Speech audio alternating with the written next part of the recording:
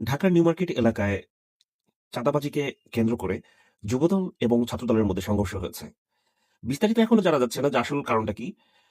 কিন্তু আপাতদৃষ্টিতে যেটা মনে হচ্ছে যে এই নিউ মার্কেট এলাকায় কোন দল চাঁদাবাজি করবে, এই আধিপত্য বিস্তারকে কেন্দ্র করেই এই সংঘর্ষ। সংঘর্ষের ফলে স্থানীয় কার্যালয় ভাঙচুর হয়েছে। ওখানে আছে তারেক রহমানের ছবি, আমাদের মাননীয় প্রধানমন্ত্রী, আমাদের আপসহীন নেত্রী, আমার আপসহীন নেত্রী বেগম খালেদা জিয়ার ছবি পড়ে আছে।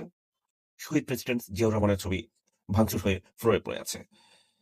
আমার মাননীয় প্রধানমন্ত্রীর কাছে প্রশ্ন, এই চাঁদাবাজরা যেই বিএনপি করে, আপনি মাননীয় প্রধানমন্ত্রী, আপনি কি একই বিএনপি করেন? নাকি আপনার বিএনপি আলাদা আর এদের বিএনপি আলাদা? জামাত বা আওয়ামী লীগকে আপনি কতটুকু শাসন করবেন বা কন্ট্রোল করবেন, এটা অন্য ব্যাপার।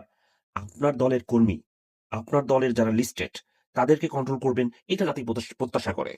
আপনি এই যে দুষ্ট চক্র আছে, অনেক ভাষা ইউজ করা যায় না কমিউনিটি গাইডলাইনস এর কারণে। এই দুষ্ট লোকদের আপনি ব্যবস্থা নিবেন বলেই আমি একজন বিএনপি সমর্থক হিসেবে আপনার কাছে অনুরোধ করছি। মান সম্মান থাকছে না।